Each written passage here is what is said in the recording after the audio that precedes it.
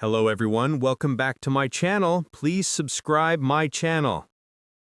The spotlight on the morning television set felt more like an interrogation lamp. The topic was a ghost, a man who had slipped through the cracks of the system.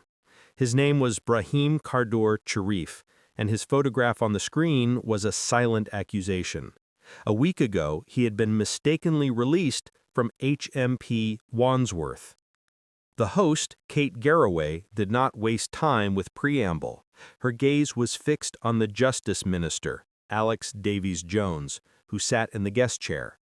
"Minister," Garraway began, her voice cool and direct, "let's be frank. The public wants to know why the Justice Secretary himself isn't sitting here. This is his portfolio, his responsibility. He is the one who faced the questions in Parliament. Why has he sent you in his place?" Minister Davies Jones maintained a composed demeanor. "The Justice Secretary is fully briefed and will be making a statement to the press later today. He is actively managing this situation." But the pressure did not relent.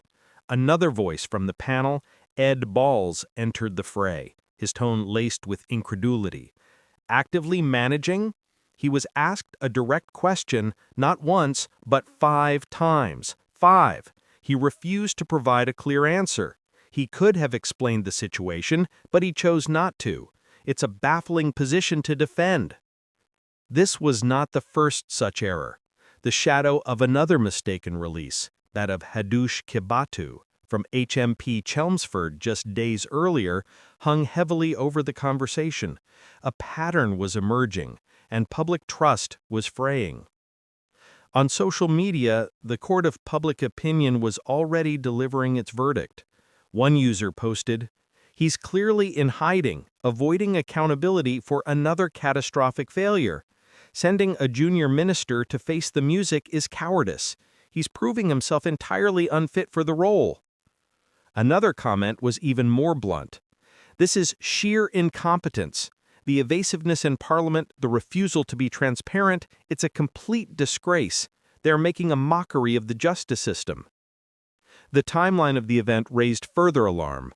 Kardor Sharif had been released on the Wednesday, yet the Metropolitan Police were not notified until the following Tuesday.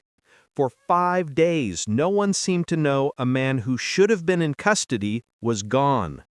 The official response, when it finally came, was a standard statement about urgent inquiries to locate and return the individual. But in the bright, unforgiving studio, the focus was on the empty chair. The absence of the Justice Secretary was louder than any statement. It spoke of a leadership struggling with a fundamental duty, of a department that could not keep its own gates locked. The interview continued, a tense exchange of pointed questions and carefully worded deflections. But the narrative was already set. A system in chaos and a leader who was nowhere to be seen.